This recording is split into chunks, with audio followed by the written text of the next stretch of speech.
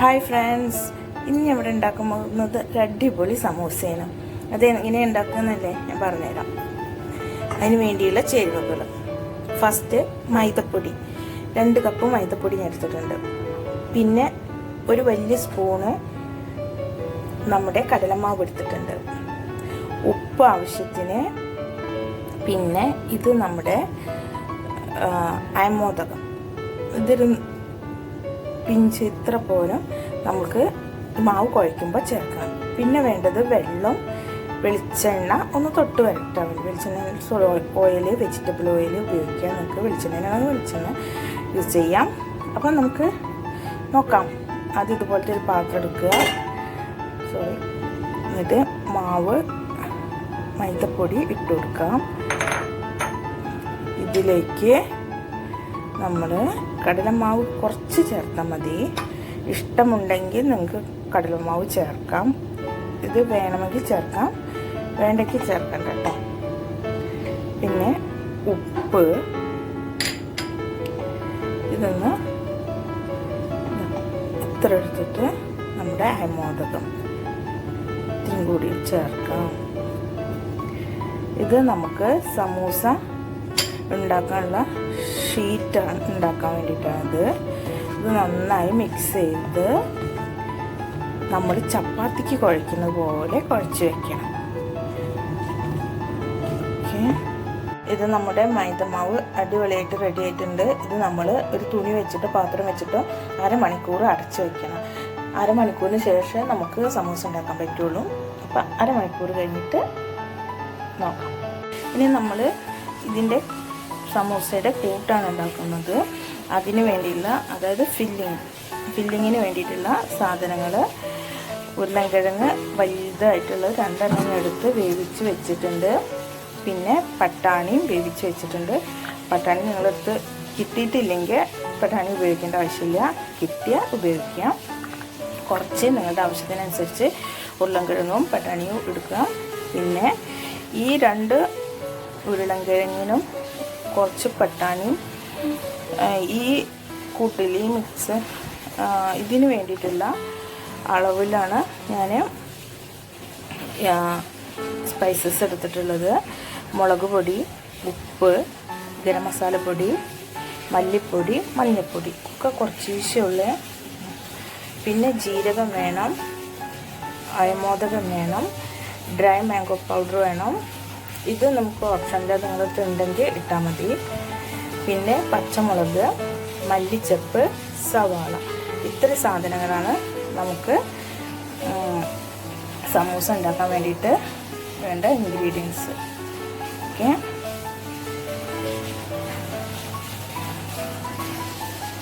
ഞാൻ പാൻ വെച്ച് കുറച്ച് എണ്ണ ഒഴിച്ചിട്ടുണ്ട്. ഇതിലേക്ക് വെളുത്തുള്ളി, ഇഞ്ചി അരിഞ്ഞത് ചേർക്കാൻ വേണ്ടി പോവാണ്. സോറി, നേരത്തെ പറയാൻ മറന്നു. അത് അരിഞ്ഞിട്ട് ഞാൻ സൈഡിൽ വെച്ചിട്ടുണ്ടായിരുന്നു, കാണിക്കാൻ മറന്നു. ഇഞ്ചി, ചെറിയ കഷ്ണം ഇഞ്ചി, ഒരൊറ്റ ഉള്ളി, വലുതുണ്ടാവില്ലേ, ചെറുതെല്ലാം വലുത് വെളുത്തുള്ളി ചേർക്കുക. വലിയ ഉള്ളി, വെളുത്തുള്ളി, ചെറിയ കഷ്ണം ഇഞ്ചിയും ചേർത്ത് നമ്മൾ ഓയിലിട്ടിട്ട് നന്നായി മൂപ്പിച്ചെടുക്കണം. നമ്മുടെ വെളുത്തുള്ളി, ഇഞ്ചി നന്നായിട്ട് മൂത്തിട്ടുണ്ട്. ഇതിലേക്ക് നമ്മൾ എടുത്തു വച്ചിരിക്കുന്ന ജീരകം ഇട്ട് കൊടുക്കാം.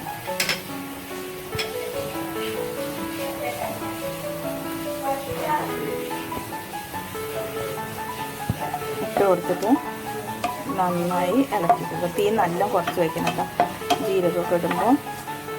എന്നിട്ട് നമ്മുടെ സവാള ചേർത്ത് കൊടുക്കണം.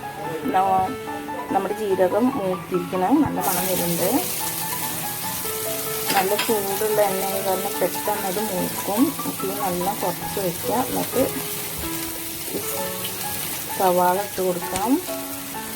ഒപ്പം തന്നെ എടുത്ത് വെച്ചിരിക്കുന്ന പച്ചമുളക് ഇട്ട് കൊടുക്കാം.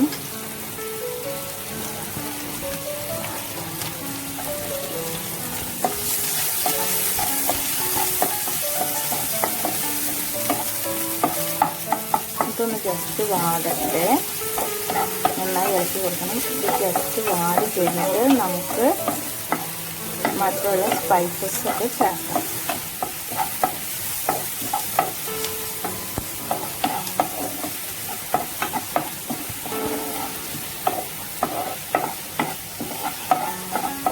നമ്മുടെ സവാള നന്നായിട്ട് വാടി കഴിഞ്ഞിട്ടുണ്ട്. നല്ല ബ്രൗൺ കളറായി, എന്നാൽ ബ്രൗണിഷ് കളർ ആയി വരുന്നുള്ളൂ. ആ സമയത്ത് നമുക്ക് എടുത്ത് വെച്ചിരിക്കുന്ന ഡ്രൈ മാംഗോ പൗഡറും അയമോദകവും ഇതിട്ട് കൊടുക്കും.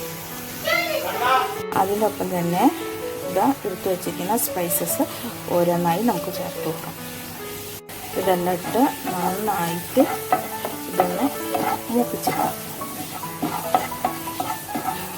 സ്പൈസസ് ഒക്കെ ഇട്ടിട്ട് ഇതാകുമ്പോൾ തന്നെ നല്ല മണം വരുന്നുണ്ട്. നമ്മുടെ സമൂസ ജസ്റ്റ് ഒന്ന് മൂക്കട്ടെ. ഇത് നമ്മുടെ സ്പൈസസൊക്കെ മൂക്കുണ്ട്. എടുത്ത് വെച്ചിരിക്കുന്ന ഉരുളക്കിഴങ്ങും നമ്മുടെ പട്ടാണിയും ചേർത്ത് കൊടുക്കാം.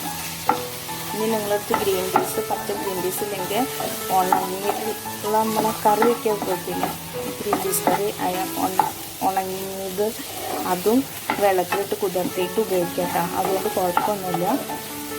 ഇത് നന്നായി ഇളക്കി ഇത് നമ്മൾ ഒന്ന് ഉടച്ചും കൊടുക്കണം. മസാലയൊക്കെ ഇതിൽ പിടിച്ചിട്ട് ഇത് വേവിക്കുമ്പോൾ, ഉരുളക്കിഴങ്ങ് വേവിക്കുമ്പോൾ ഉപ്പിട്ട് വേവിക്കുക. പട്ടാണി വേവിക്കുമ്പോൾ ഉപ്പ് കുറച്ച് ഇട്ടിട്ട് വേവിക്കാം. അപ്പോൾ സ്പൈസസ് ഉണ്ടാക്കുമ്പോൾ നമുക്ക് കുറച്ച് ഉപ്പ് ചേർത്ത് കൊടുത്താൽ മതി. ഇത് മസാല ഇതിൽ കിടന്ന് പിടിച്ചിട്ട് ആ ഉരുളക്കിഴങ്ങും പട്ടാണിയും ഇതൊക്കെ ഉടച്ച് കൊടുത്തിട്ടുണ്ട്. ഓക്കെ, വെള്ളമൊന്നും ചേർത്തില്ല കേട്ടോ. വെള്ളം നിങ്ങൾ ഈ പുഴുങ്ങി വെക്കുന്നതിൽ വെള്ളം ഉണ്ടെങ്കിൽ അത് കുഴപ്പമില്ല. അത് ഇതിൽ മസാല ഇട്ടിട്ട് പിടിച്ചോളും. ഓക്കെ, അപ്പം ഇങ്ങനെ അഥവായിട്ട് വെള്ളം ഉണ്ടെങ്കിൽ ഡ്രൈ ആയിക്കോളും. ഡ്രൈ ആവണ വരെ ഇതുപോലെ ആവണ വരെ നന്നായി ഇളക്കി കൊടുക്കുക. എന്നിട്ട് നമ്മൾ എടുത്ത് വെച്ചിട്ട് മല്ലിച്ചപ്പ് ഇട്ട് കൊടുക്കാം. മല്ലിച്ചപ്പ് ഇട്ടിട്ട് ഒന്ന് ഇളക്കിയിട്ട് തീ ഓഫ് ചെയ്യാം. ഈ ഫില്ലിങ് തണുക്കണ വരെ നമുക്ക് വെയിറ്റ് ചെയ്യാം. നമ്മുടെ ഫില്ലിങ് ഇവിടെ റെഡി ആയിട്ടുണ്ട്. പിന്നെ കുറച്ച് വെള്ളം നമുക്ക് ആവശ്യമുണ്ട്, പച്ചവെള്ളം. പിന്നെ നമ്മുടെ മൈദ കുഴച്ച് വെച്ചില്ലേ, അത് നല്ല സൂപ്പറായി വന്നിട്ടുണ്ട്. ഇനി ഇത് ഉണ്ടാക്കാൻ നമുക്ക് ഞാൻ കാണിച്ചു തരാം. ഇത് നമ്മൾ ഇതുപോലെ ഉരുളകളാക്കിയിട്ട് വെക്കണം. ഇതൊന്ന് ഒരു ഉരുളെടുത്തിട്ട് നന്നായി ഇതുപോലെ ചെയ്തിട്ട് നമ്മൾ പൊടികളൊന്നും ചേർക്കാണ്ട് പരത്തണം. നമ്മൾ ചപ്പാത്തി എങ്ങനെയാണ് വട്ടത്തിൽ പരത്തുന്നത് അതുപോലെ ഇത് പരത്തിയെടുക്കണം.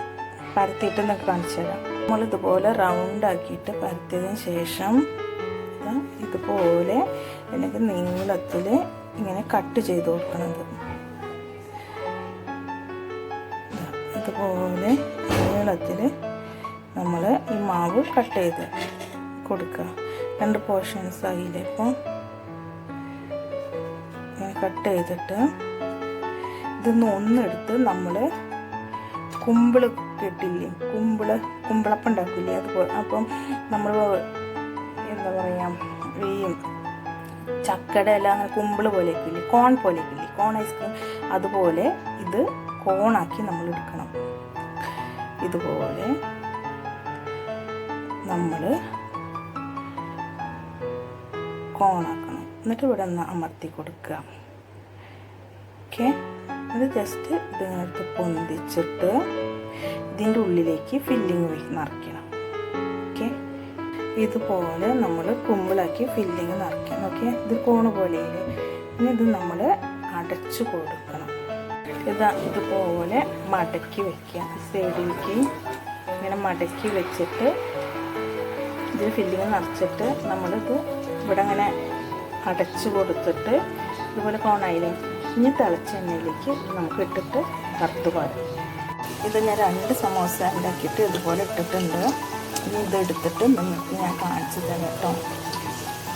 ഇനി നിങ്ങൾക്ക് ഈ പൊടി ഇല്ലാണ്ട് പരത്താൻ പറ്റണമെന്നില്ലെങ്കിൽ പൊടി നിങ്ങൾക്ക് ഉപയോഗിക്കാം. പൊടി പറഞ്ഞാൽ മൈദപ്പൊടി ഉപയോഗിച്ചിട്ട് നമ്മൾ ചപ്പാത്തിക്ക് പരത്തണ പോലെ പരത്താം. പക്ഷെ വല്ലാണ്ട് പൊടിയായി കഴിഞ്ഞിട്ടുണ്ടെങ്കിൽ നമ്മുടെ എണ്ണയിലൊക്കെ അങ്ങനെ പൊടിയായിട്ട് ഇരിക്കും. അതുകൊണ്ട് പറയുകയാണ്. അപ്പോൾ നിങ്ങൾക്ക് വേണമെങ്കിൽ പൊടി ചേർത്തിട്ട് പരത്താം. എനിക്ക് ഇങ്ങനെ പരത്താൻ പറ്റുന്നുണ്ട്, അതുകൊണ്ട് കുഴപ്പമില്ല. നിങ്ങൾക്ക് പരത്താൻ പറ്റണില്ലെങ്കിൽ ജസ്റ്റ് നിങ്ങൾ പൊടിയിൽ ഡിപ്പ് ചെയ്തിട്ട് പരത്തിയിട്ട് എടുക്കുക കേട്ടോ. ഓക്കെ, അപ്പോൾ നമ്മുടെ സമൂസ റെഡി ആയിട്ടുണ്ട്. അപ്പോൾ എല്ലാവരും ഇതുപോലെ ഒന്ന് ട്രൈ ചെയ്ത് നോക്കണം. അപ്പോൾ ഈ റെസിപ്പി നിങ്ങൾക്ക് ഇഷ്ടമായിട്ടുണ്ടെങ്കിൽ ലൈക്കും കമൻറ്റും സബ്സ്ക്രൈബും ചെയ്യാൻ മറക്കരുത്. Okay, thank you.